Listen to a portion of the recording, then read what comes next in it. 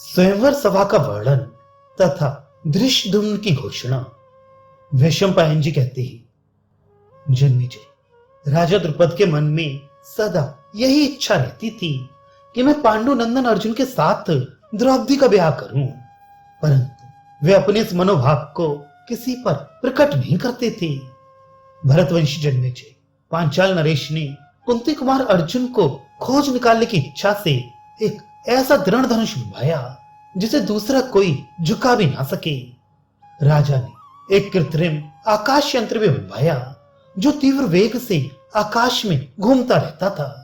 उस यंत्र के छिद्र के ऊपर उन्होंने उसी के बराबर का लक्ष्य तैयार कराकर रखवा दिया। इसके बाद उन्होंने ये घोषणा करा दी। द्रुपद ने घोषणा की, जो भी इस धनुष पर प्रत्यंचा चढ़ाकर इन प्रस्तुत बाणों द्वारा ही यंत्र के छेद से भीतर इसे लांघ कर लक्ष्य वेद करेगा, वही मेरी पुत्री को प्राप्त कर सकेगा।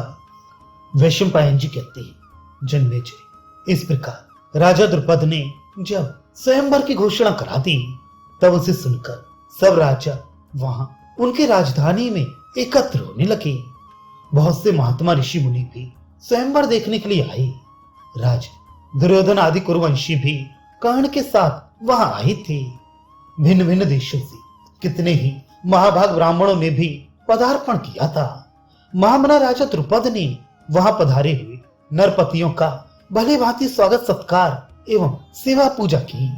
तत्पश्चात वे सभी नरेश स्वयंवर देखने की इच्छा से वहां रखे हुए मंचों पर बैठे। उस नगर के समस्त निवासी भी यथास्थान आकर बैठ गए। उन सबका कोलाहल क्षुब्ध हुए समुद्र के भयंकर गर्जन के समान सुनाई पड़ता था। वहां की बैठक शिशुमार की आकृति में सजाई गई थी। शिशुमार के शिरोभाग में सब राजा अपने अपने मंचों पर बैठे थे।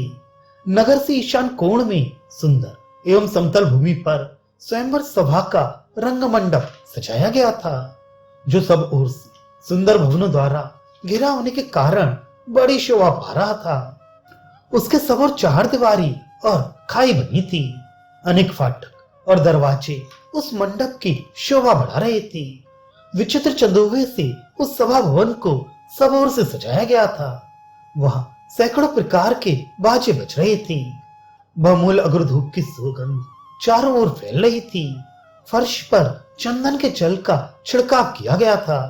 सब ओर फूलों की मालाएं और हार टंगे थे, जिससे वहां की शोभा बहुत बढ़ गई थी। उस रंग मंडप के चारों ओर कैलाश शिखर के समान ऊंचे और श्वेत रंग के गगनचुंबी महल बने हुए थे। उन्हें भीतर से सोने के जालीदार पर्दों और झालरों से सजाया गया था।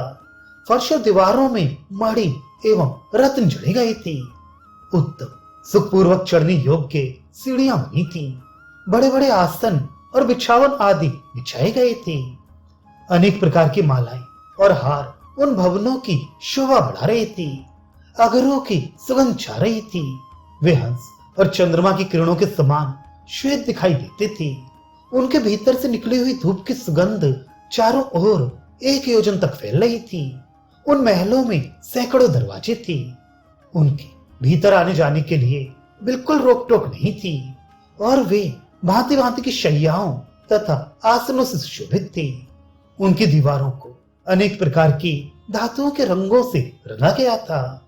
अतः वे राजमहल हिमालय के बहुरंगे शिखरों के समान सुशोभित हो रही थी। उन्हीं सतमहले मकानों या विमानों में जो अनेक प्रकार के बने हुए थे, सब राजा लोग परस्पर एक दूसरे से होड़ रखते हुए सुंदर से सुंदर श्रृंगार धारण करके बैठे। नगर और जनपद के लोगों ने जब देखा कि उक्त विमानों में बहुमूल्य मंचों के ऊपर महान बल और पराक्रम से संपन्न परम सौभाग्यशाली काला गुरु से विभूषित महान कृपा प्रसाद से युक्त ब्राह्मण भक्त अपने अपने राष्ट्र के रक्षक और शुभ पुण्य कर्मों के प्रभाव से संपूर्ण जगत के प्रिय शेष नरपति गण आकर बैठ गए हैं, तब राजकुमारी द्रौपदी के दर्शन का लाभ लेने के लिए वे भी सब ओर सुखपूर्वक जा बैठे। वे पांडव भी पांचाल नरेश की उस सर्वोत्तम समृद्धि का अवलोकन करते हुए ब्राह्मणों के साथ उन्हीं की पंक्ति में बैठे थे। राज नगर में बहुत दिनों से लोगों की भीड़ बढ़ रही थी। राज समाज के द्वारा प्रचुर धन रत्नों का दान किया जा रहा था। बहुतेरे नट और नर्तक अपनी कला दिखाकर उस समाज की शोभा बढ़ा रही थी। 16वें दिन अत्यंत मनोहर समाज जुटा। भरत श्रेष्ठ उस दिन स्नान करके सुंदर वस्त्र और सब प्रकार के आभूषणों से विभूषित हो, हाथों में सोने की बनी हुई कामदार जयमाला लिए द्रुपद राजकुमारी उस रंगभूमि में उतरी। तब सोमक वंशी क्षत्रियों के पवित्र एवं मंत्र के ब्राह्मण पुरोहित ने अग्निवेदी के चारों ओर कुशा बिछाकर वेदोक्त विधि के अनुसार प्रज्वलित अग्नि में घी की आहुति डाली। इस प्रकार अग्निदेव को तृप्त करके ब्राह्मणों से सस्ते वाचन कराकर चारों ओर बजने वाले सब प्रकार के बाजे बंद करा दिए गए।